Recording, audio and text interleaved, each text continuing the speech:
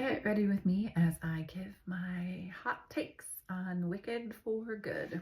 Okay, so I'm going to preface this with, yes, there are probably spoilers in this video. So if you do not want spoilers for Wicked for Good, then skip on past to the next person.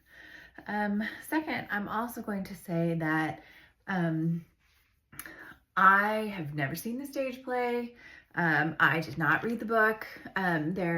The only thing I have ever seen is the original Wizard of Oz and the first half of Wicked.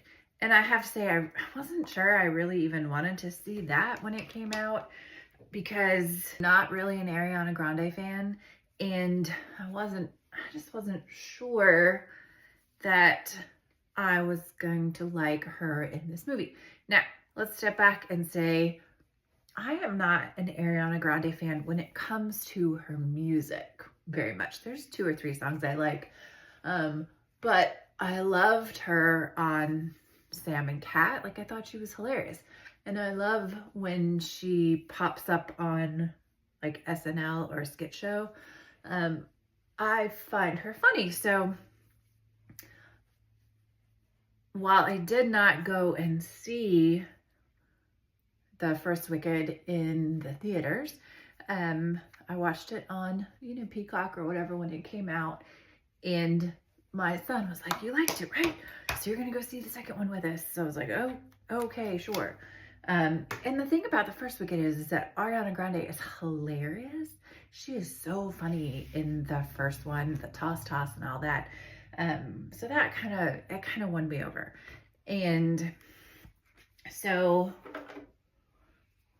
we had family coming into town. They were like, "Do you guys want to see the next Wicked movie?" I was like, "Sure. Yes, we do." And so we booked seats with my 83-year-old mother came along, our friends from out of town, my son, my husband, and that was it. There were 6 of us. Now, a brief aside into going to see the movies when you have interstitial cystitis. 1, I always get seats near the aisle. I plan ahead, especially with a long movie. I do not want to be involved in interrupting somebody's movie while I have to get up, go back, get up, go back, come up. And I would say the anxiety is worse when it's a movie I'm really excited about because I don't want to miss anything. But like going into yesterday's movie, I wasn't worried about having to get up to go to the bathroom because I was not that invested. Also, knowing stuff about how books are written and how plays are written, I knew that this part of the movie was most likely going to be sad. And even though I had never seen the play, I assumed that Elphaba is going to end up dead, right? Because all I know is the Wizard of Oz, and Dorothy kills her with the water at the end of the Wizard of Oz. So that was all I knew. So I was like, she's gonna end up dead. How's this gonna end any kind of happy way? So went into the movie and I was right.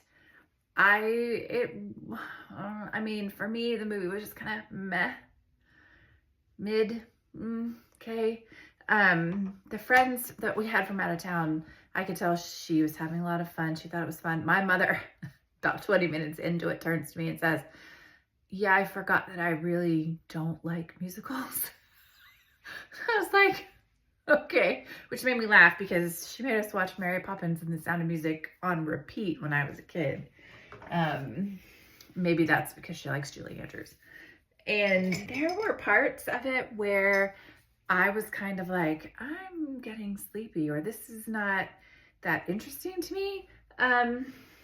And I don't know. I did not. And here's my thing about the men in the movie. I do not understand what makes Fiyero, other than the fact that Jonathan Bailey is hot. What makes Fiyero attractive to either of them? I don't feel like he has enough lines to really develop a character and be interesting. And Bach Bach, he wasn't even interesting in the first movie. Like, he must be an interesting person outside for Ariana Grande to have like gotten involved in that situation.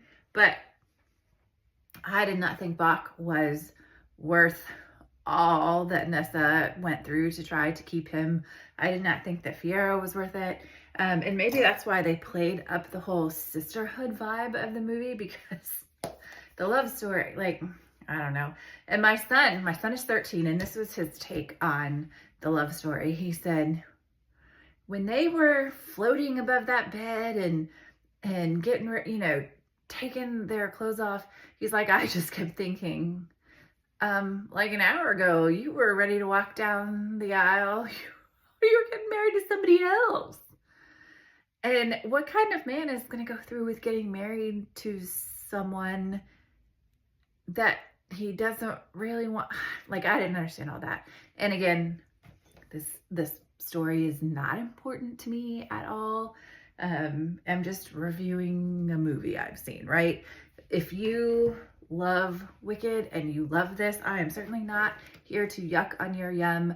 If you liked it, I'm glad you liked it. There are reviews out there where people are saying, oh, I've already seen it 3 times. Great, enjoy it. I will not be going back to see it. I mean, I guess I was glad she was alive. Elphaba was alive at the end of the movie, so it wasn't sad Glinda there,